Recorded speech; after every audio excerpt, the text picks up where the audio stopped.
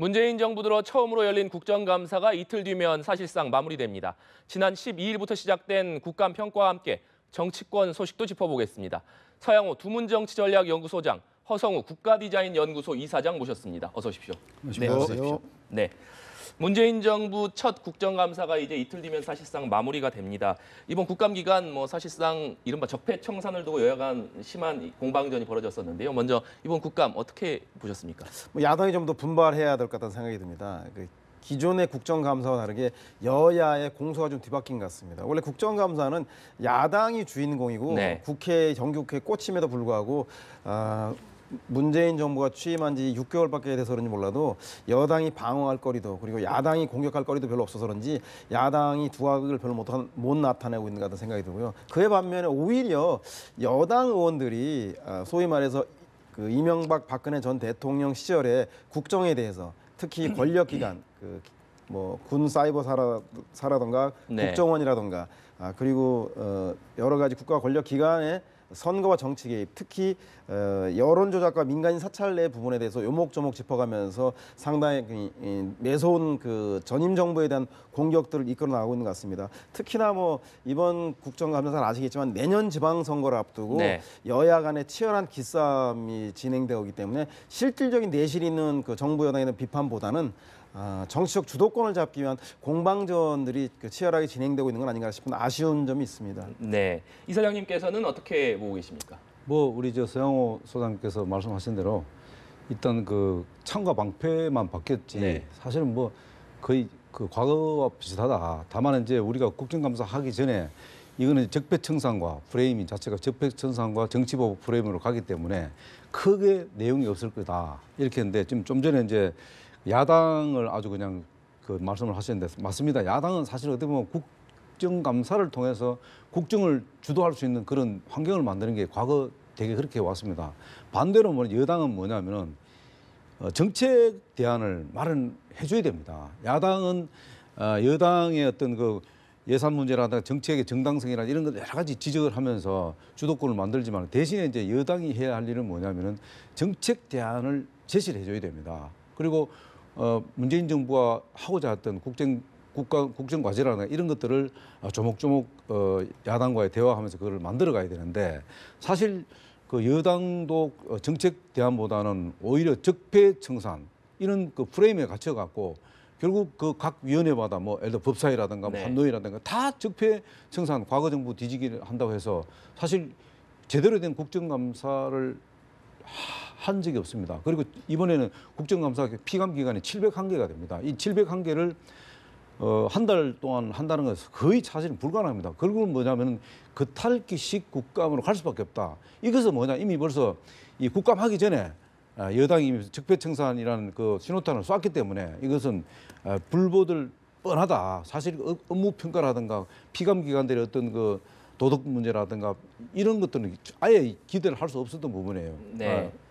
겉핥기식 국감으로 진행이 됐다 이런 지적을 해주셨는데 특히 이번 국감에서는 여러 증인들이 여야 합의로 채택이 됐습니다만 출석하지 않은 경우가 많았고요. 또 말씀하셨듯이 고성이 오간다던가 증인과 국회의원 간의 어떤 날선 신경전이 벌어진다든가 이런 모습들도 많이 연출이 됐습니다. 그렇죠. 고질적인 병폐인데요.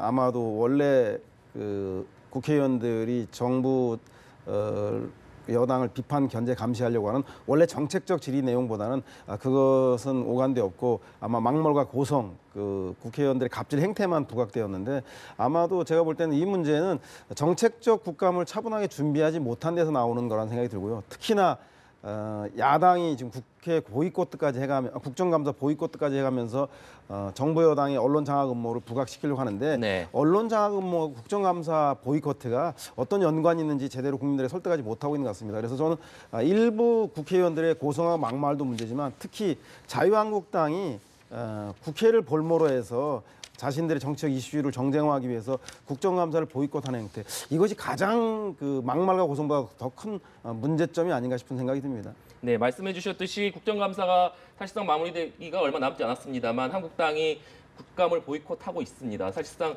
이 국감 보이콧에 이어서 11월 1일부터 예산국회가 시작되지 않습니까? 이때까지 이 정기국회 일정까지 보이콧할 것이냐 이런 고민도 좀 깊은 것 같은데요. 뭐 지금 그 민주당 이제 공영방송 뭐 일단 그 장악이라 하는 네. 뭐 이런 부분과 관련해서 이제 보이콧을 했습니다만은 제가 볼 때는 장기적으로 가지는 않을 거예요. 지금 말씀하신 대로 지금 그 예산 네. 그 예산 전국도 들어가 예산 문제 있고 또 지금 그 미국 대통령이 지금 또 방문해서 국회 연설도 하고 이런 여러 가지 문제들이 있기 때문에 장기적으로 국정감사를 끝까지 보이콧하기는 조금 한계가 있다고 봅니다. 다만 이제 이것이 이제 야당에서 보이콧을 한 것이 마치 뭐 이게 아무런 국정감사와 연관성이 없는 것처럼 이렇게 여당이 야당을 매도하는 것은 바람직하지 않다. 왜냐하면 이 정권이 바뀔 때마다 이런 공영방송을 장악하려고 하는 건 이것은 좀 바람직하지 않다. 그리고 왜 야당이 그 국정감사를 보이콧할 수밖에 없는지에 대해서는 또 여당도 사실은 고민해 볼 필요가 있다. 과거의 역지사지로 과거에 지금 현재 여당이 과거의 야당 때는 어떻게 했느냐. 장애투쟁도 하고 다 했지 않습니까? 그리고 야당이라는 것은 뭐 전에 몇 번 제가 말씀드렸습니다만 야당이 갖고 있는 수단이 여당을 압박할 수 있는 수단이라는 것은 정책 제안은 한계가 있습니다. 그런데 이런 그 국회 보이콧이라든가 장애투쟁이라든가 이런 그 한계성을 갖고 있기 때문에 그 부분에 대해서 여당이 왜 그러면 무리하게 이런 그 MBC 문제나 이런 것들을 그 밀어붙이려고 하는지 왜 여당과의 좀 더 진지하게 대화를 하지 않는지 네. 또 지금 기존에 있는 그 공영방송 그 사장의 임기제 이사장 임기가 있는 것을 갖고 임기를 왜 채우지 못하고 그것을 끌어내려고 하는지 이런 것들도 다 우리가 그 공론화시켜서 또 야당 입장에서는 얼마든지 문제를 제기할 수 있는 부분입니다. 그런데 그것을 마치 야당이 국정 전체를 보이콧해서 이것을 다 망치는 것처럼 이렇게 얘기하는 것은 바람직하지 않다. 그러면 과거에 그렇게 했기 때문에 우리도 그렇게 할 수밖에 없다. 이게 아니고 그건 정치적 논리보다는 오히려 법리적으로 뭔가를 야당을 설득할 수 있는 문제를 해야지 정치적으로 접근해갖고 문제를 풀려고 한다면 야당이 할 수 있는 것은 거의 이런 그 보이콧이라든가 장애투쟁 이런 것밖에 없다는 거죠. 과거에 여당도 그렇게 했지 않냐 이거죠. 그러나 다만 국민들이 볼 때는 이제는 정근대적 사고 방식으로 이런 국정 운영을 하는 것은 한계가 있다는 거죠. 야당도 마찬가지라는 거죠. 이제 그런 부분에 대해서는 여야가 좀 더 국민 눈높이에 맞는 그런 그 국정 운영을 하는데 서로가 도와주고 또 도움받을 수 있는 그런 상황으로 가야 되지 않나 생각합니다. 이사장님께서는 한국당이 이 국감 보이콧을 마무리로 국회로 복귀할 가능성이 높다 이렇게 말씀해 주셨는데 뭐 한국당 내부에서도 의견이 좀 분분한 것 같습니다. 일단 보이콧을 한 상황이기 때문에 아무런 소득 없이 복귀하기는 좀 부담이다 이런 의견도 나오고 있는 것 같아요. 아니 근데 빈손 복귀는 뭐 자유한국당의 전매 특권이니까 그건 뭐 염려할 일은 없을 것 같습니다. 지난 여당 시절에도 2번 이상 국회 그 보이콧을 해서 아무 성과 없이 국회에 들어온 적이 있었고 이번에도 야당이 돼서도 야당에 꽂히고 그 본인들이 정부 정책을 가장 비판 견제 감시할 수 있는 중요한 수단인 국정감사를 야당실에 보이콧 하고 나서 무슨 성과를 들어오겠습니까? 일례로 이번에 그 보이콧을 하게 된 핵심적인 이유가 방문진의 거리이사 선임 문제인데 거리이사 선임 문제는 상식적으로 보나 여당이 추천 몫인데 예전에 우리가 여당 시절에 했으니까 지금도 그 추천 몫을 달라고 하는 게 국회 관례나 상식이 안 맞고 또 방문진 법에 따라서도 거리된 이사의 선임목은 방송통신위원회에서 정하게 돼 있는데 법적으로 보나 상식적으로 보나 맞지도 않는 것을 억지로 주장하고 있는 것들은 좀 납득이 할 수 없다는 생각이 들고요. 특히 예전에 그 민주당하고 정의당하고 국민의당이 이런 방송의 특정 정권에 대한 장악 음모를 막기 위해서 현재 여야의 추천 비율을 방문진 이사나 KBS 이사를 6대 7로 해서 KBS 사장과 MBC 사장을 구성하게 하자. 다만 과반하지 말고 특별 다수제를 통해서 3분의 2 의결 제도를 채택하자고 촉구했음에도 불구하고 자유한국당이 거부해서 그 법안이 통과되지 않았습니다. 그래서 따라서 지금 여야가 유불리를 따지지 않고 이 법안을 빨리 개정하는 데 나서야 될 것 같다는 생각이 들고요. 그럼으로써 여야가 KBS, MBC 사장을 장악하려고 하는 서로 자신이 추천한 이사 중에서 사장이 나오는 것들을 막으려고 방해하는 것들을 중단시켜낼 법 개정이 필요하고요. 다만 그 법 개정까지 시간이 필요한데 지금 KBS, MBC가 파업을 한 지 60일이 다 돼가고 있습니다. 그리고 모든 구성원이 이명박 박근혜 정부 시절부터 정권에 종속돼 있는 방송에 대한 독립의 요구가 높기 때문에 현행 사장단에 대한 퇴진 요구를 하고 있거든요. 그래서 현행 사장단 퇴진 문제는 지금 마련된 법에 따라서 신속하게 진행을 하고 여야가 합의로 방송법 개정에 착수하는 것이 순리가 아닌가 싶은 생각이 듭니다. 그러기 위해서라도 국정감사 보이콧을 빨리 중단하고 국회로 자유한국당이 들어와야 될 것 같다는 생각이 듭니다. 아니 뭐 이제 우리 서영호 이제 소장님은 이제 여당이 됐기 때문에 이 과거에 이제 야당의 어떤 행태 이것은 다 잊어버리신 것 같은데 뭐 야당이 저 빈손 복귀하는 게 뭐 전매 특허다 뭐 이런 표현까지 하시는데 그것은 별로 저는 동의를 할 수 없습니다. 왜냐하면은 지금 이제 방송 MBC 사태 문제와 관련해서 네. 지금 전임자의 자녀 이 법에 이렇게 되어 있습니다. 박문진 법에 이르면 제 6조에 보면은 보궐 임원의 임기는 전임자의 자녀 기간으로 한다만 돼 있지. 그럼 누가 그거를 자녀 기간을 할지는 정해지지 않습니다. 마찬가지입니다. 헌법재판소 소장의 임기도 따로 정하지 않았습니다. 그리고 그게 자녀 임기를 누가 채워주냐 그런 규정이 없어요. 그래서 다만 이제 과거 전례대로 이렇게 해왔단 말입니다. 그런데 그런 상황에서 과거에 이렇게 했기 때문에 우리도 이렇게 하겠다. 물론 맞을 수도 있어요. 그러나 야당에서 주장하는 건 뭐냐면은 과거 전례도 하더라도 법리적으로 접근을 해달라는 요구죠. 기존에 있는 이사장 임기를 보장되어 있는 임기를 그것을 끌어내서는 안 된다는 거죠. 그래서 굳이 그걸 끌어내기 위해서 이사진을 바꾸고 이사진을 통해서 이사장의 불신임안을 가결하고 이렇게 하면 결국 바뀌는 거예요. 그런 것들이 뭐냐면은 민주당 공영방송 관련 내부 문건에도 이미 나와 있어요. 그것이 공영방송을 장악하려고 하는 집권 여당의 어떤 내부 문건을 통해서 하나씩 그대로 지금 진행되고 있어요. 당이 적폐청산 위에 활동 최우선 과제로 추진한다. 그다음에 방송사 구성 중심의 사장 퇴진 운동을 전개한다. 다 나와 있어요. 그게 순서대로 총 9가지가 되어 있는데 9가지가 1, 2, 3, 4부터 쫙 진행이 되고 있습니다.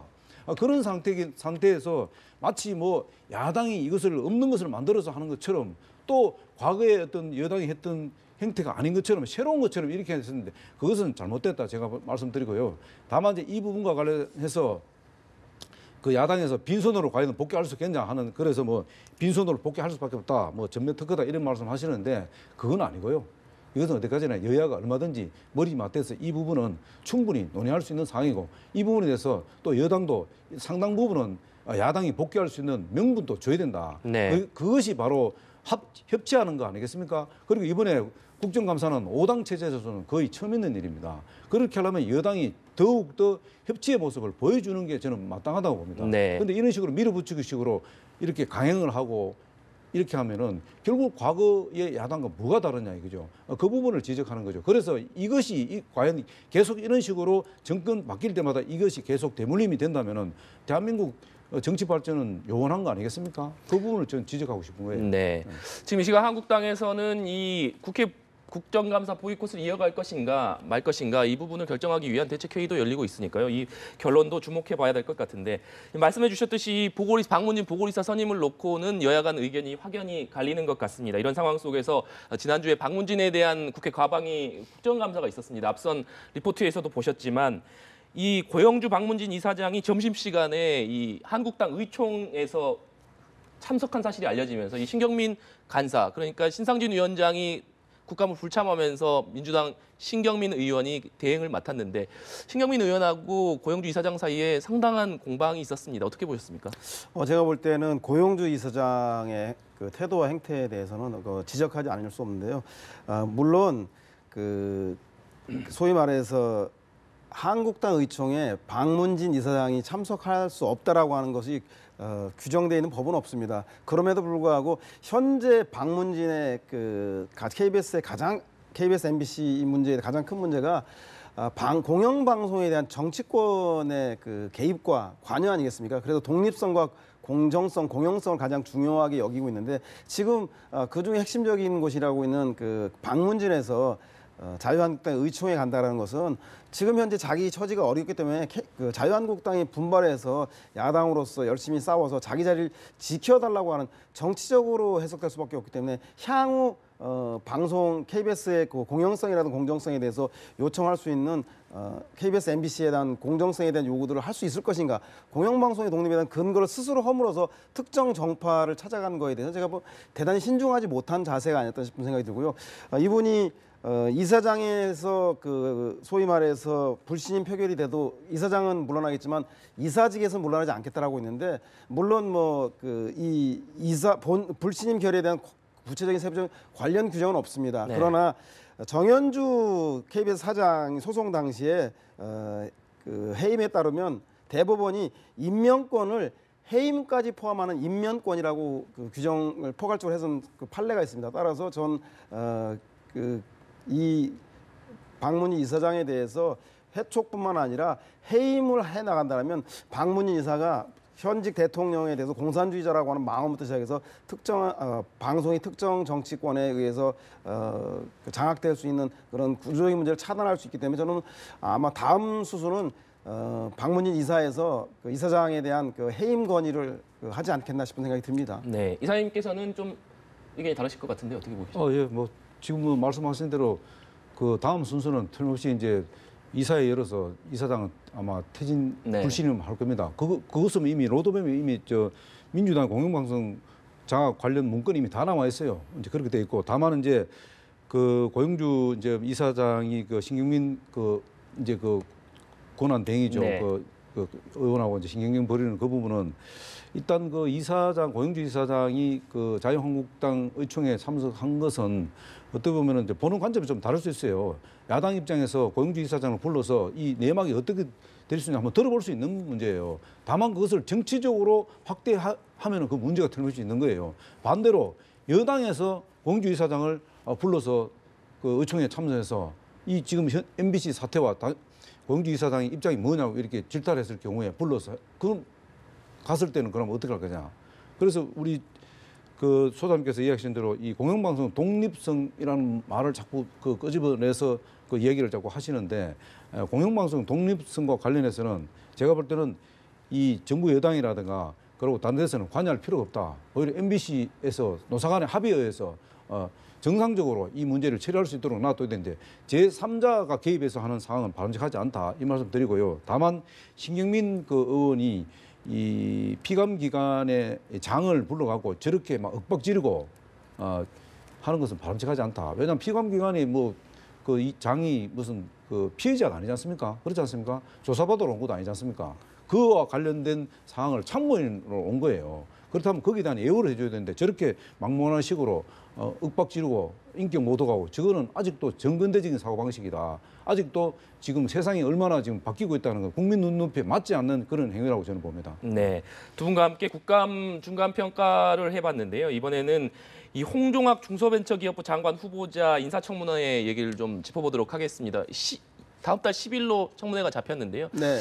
이 지금 이 홍종학 후보자의 재산 그리고 가족의 재산 증식 과정이 좀 논란이 되는 것 같습니다. 그렇죠. 그 두 가지로 크게 나눌 수 있는데 하나는 명문대를 안 나온 중소기업인은 소양에 문제가 있다라고 네. 하는 학벌주의를 그 조장하는 과거의 저술에 대한 문제하고 또 하나는 본인과 딸에 대한 그 고액 증여 논란이 있습니다. 물론 이것이 불법적인 문제는 아님에도 불구하고 부의 대물림에 대해서 아주 비판적 입장을 가져왔던 진보적인 경제학자이기 때문에 아마 이게 정치적으로 도덕적인 논란의 대상이 되는 것 같습니다. 이 문제에 대해서는 홍종학 전 의원조차도 청문회를 통해서 소상히 밝히겠고 본인의 뜻과 무관하게 국민들에게 잘못 비친 것에 대해서는 대단히 송구스럽다고 사죄를 한 바 있습니다.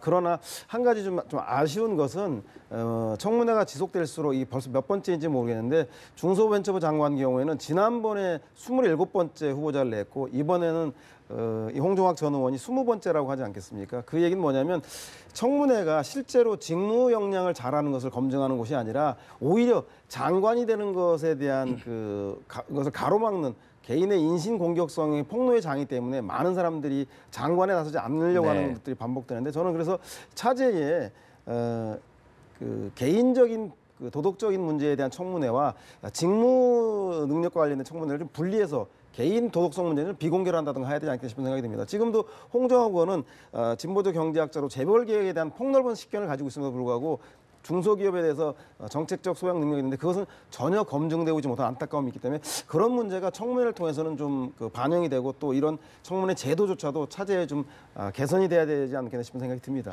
저는 좀 그 부분에 대해서 좀 다른 그 생각을 갖고 네. 있는 게요. 이 고위공직자들은 두 가지가 확실해야 됩니다. 도덕성하고 전문성이 갖춰져야 됩니다. 그런데 도덕성과 관련해서는 이거는 그 일반인들 그 이상으로 엄격한 잣대가 이미 정해져 있습니다. 그럼에도 불구하고 이 보통 학자나 또 아니면 정치인들이 하는 이 언행이나 이런 것들은 상당히 뭐랄까 솔선수범적인 상황이 돼야 됩니다. 그런데 이게 솔선수범이 오히려 내로남불로 바뀌어서는 안 된다는 거죠. 지금 뭐 앞에서 잘못된 부분은 다 지적을 했습니다만 법리적으로 보면은 사실 큰 문제가 없을지도 모릅니다. 그러나 적어도 고위공직자가 될 사람은 법적으로는 문제 없다 하더라도 적어도 본인이 이야기한 것을 책임져야 됩니다. 예를 들어서 홍종학 후보자 같은 경우는 박정희 정부의 경제 정책 같은 경우는 독일의 나티즘하고 같다 이런 식으로까지 얘기했다는 거예요. 이거는 뭐냐면은 굉장히 사고가 편향되어 있다는 겁니다. 고위공직자가 될 사람은 대한민국의 고위공직자입니다. 민주당의 고위공직자가 아니거든요. 그렇다면은 적어도 사고 자체가 편향성을 갖고 이제 한쪽에만 치우치고 아니면 말고식의 이런 발언에서 마치 고위공직자가 선출이 되려고 하니까 과거에 했던 건 내가 이런 생각에서 해명이나 하고 그러면 고위공직자가 안 됐으면 그대로 그것은 본인의 이론이나 본인의 발언은 정당성이 그대로 된다는 겁니다. 그래서 어느 한쪽에 서서 일방적으로 이야기한다는 것은 고위공직자의 형평성에 맞지 않다는 거예요. 네. 그리고 사고에 맞지 않고 그것은 일반 국민들의 눈높이하고 맞지 않다는 겁니다. 그거는 뭐냐면 곧바로 전문성하고 직결이 됩니다. 그렇기 때문에 전문성에도 문제가 있고 도덕성에도 문제가 있다는 게 야당의 지적이죠.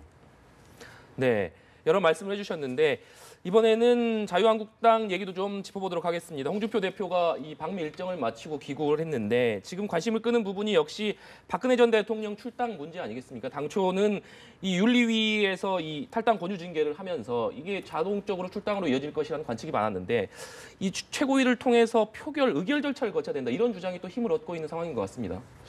근데 아마 지금 이제 그 자유한국당에 지금 뭐 내용으로까지 비춰질 게 이렇게 이제 보고 있는데 네. 어제 이제 홍준표 대표가 일단 그 미국 갔다가 다시 이제 국내로 이제 돌아왔기 때문에 제가 볼 때는 그 원래 로드맵대로 그대로 갈 가능성이 높다. 설사 그것이 이 최고위원회에서 부결된다 하더라도 네. 아마 홍준표 대표는 그대로 아마 그 당을 위해서 홍준표 대표 개인을 위해서가 아니고 당을 살리기 위해서 그대로 진행할 가능성이 높다. 그렇게 되면은 밖에서 우려한 대로 최고위원회에서 부결된다가 그런 일은 없지 네. 않겠나. 저는 네. 좀 조심스럽게 그래 보고 있습니다. 네. 또 이 홍준표 대표가 귀국을 하면서 서청원 지금 의원, 최경환 의원이 당의 윤리위 결정에 대해서 강하게 반발하고 있는 상황 아니겠습니까? 홍 대표가 이 귀국 후에 후배 협박을 하고 있다. 해볼 테면 해봐라. 이런 비판을 쏟아내기도 했는데요. 이 양측 간의 이 공방 쉽게 잦아들 것 같지 않은 모습인데요. 일단 뭐 진실의 문 앞에서 멈춰버린 그 통합 행보라고 볼 수 있겠는데요.